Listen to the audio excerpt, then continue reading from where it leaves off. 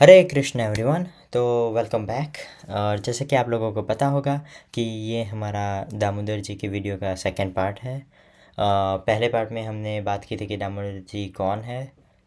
और उसमें मैंने ये भी दिखाया था कि हे दामोदर जी की हमने आरती कैसे की थी और भक्ति कैसे हमने की थी।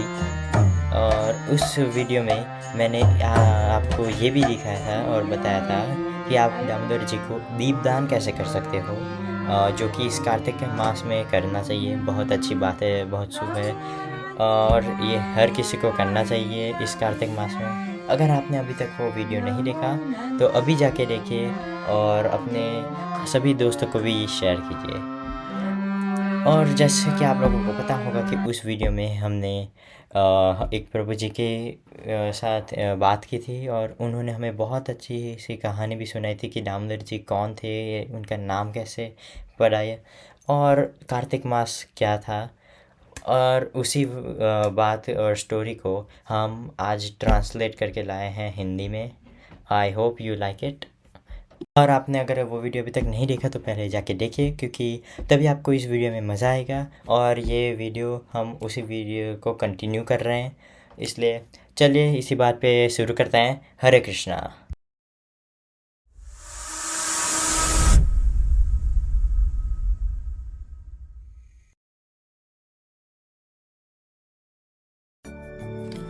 हरे कृष्णा।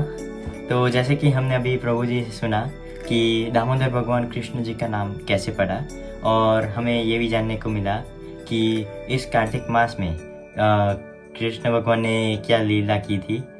और हमें इस कार्तिक मास में जितना हो सके उतनी भक्ति करनी चाहिए और राधा रानी को सबसे ज़्यादा इसमें हमें पूजना चाहिए, क्योंकि इस महीने को राधा रानी का महीना भी कहा गया है। और इस वक्त राधा रानी हमारी प्रार्थना जल्दी सुनेगी। तो जैसे कि प्रभु जी ने कहा कि दामोदर भगवान की स्टोरी क्या थी, तो ये कार्तिक मास में जो उनकी लीला थी वो क्या थी।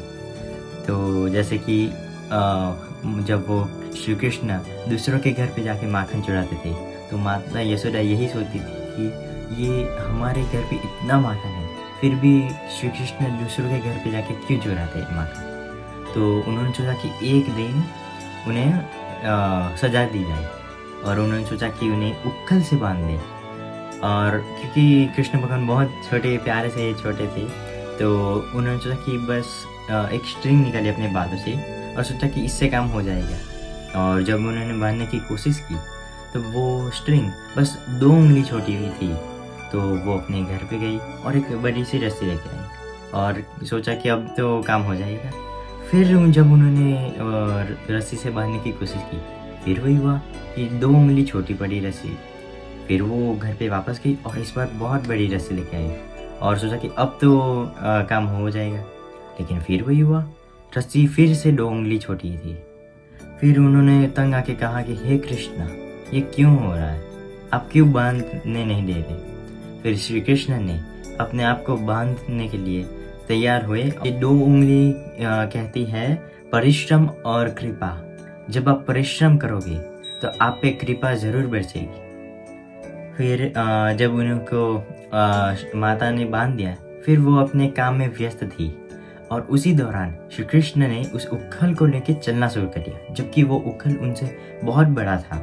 लेकिन फिर भी श्री कृष्ण ने उसे खींच के चलना शुरू कर दिया। और जब वो जा रहे थे, उनके नेबरहुड में 2 बहुत बड़े पेड़ थे और बहुत पुराने। उन पेड़ों का नाम था यमुना और जूना, और वो अबाउट 200 से 300 साल पुराने पेड़ थे। और जब वो उन 2 पेड़ों के बीच में से जा रहे थे उस उखल को खींच के, तब वो उखल उन 2 पेड़ों के बीच में फंस गया। और उन श्री कृष्ण ने बस थोड़ी सी ताकत लगाई और खींचने की कोशिश की उस उखल को, लेकिन उसी दौरान वो दोनों पेड़ अपनी जड़ों से निकल के टूट गए और गिर पड़े। और जब वो गिरे तो इतनी ज़ोर से आवाज़ हुई कि पूरा गांव में ये सोच रहे थे क्या हुआ, ये कृष्ण को क्या हुआ।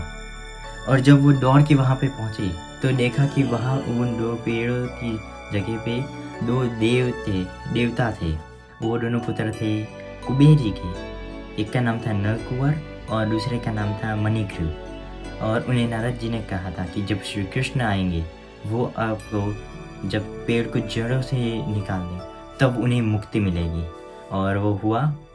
और कहते हैं कि इस जब कार्तिक मास में ये जब लीलाएं श्री दामोदर भगवान ने की थी, इसीलिए इस को कार्तिक मास को बहुत ही अच्छा माना गया है और इसमें आपको भक्ति अवश्य करनी चाहिए। तो जैसे कि मैंने कहा था कि जो दामोदर अष्टकम के वक्त दीपदान के वक्त जो श्लोक बोलना होते हैं वो मैंने लास्ट टाइम डिस्क्रिप्शन में रखे थे। इस बार मैं वीडियो में दिखा रहा हूँ, आप लोग स्क्रीनशॉट ले सकते हो जो कि आप दीपदान के वक्त गाना हो रहा है। तो अब हमारे 2 वीडियो के बाद आपको पता चल गया होगा कि दामोदर जी कौन थे और उनकी स्टोरी क्या थी, उनके नाम के पीछे क्या कहानी थी, जो हमने फर्स्ट पार्ट में बात की थी और सेकंड पार्ट में हमने ट्रांसलेट भी किया था। और आई होप आप लोगों को ये दोनों पार्ट अच्छे लगे होंगे। और ऐसे ही वीडियोस देखते रहने के लिए please like, share, subscribe and share this video to your friends. Hare Krishna.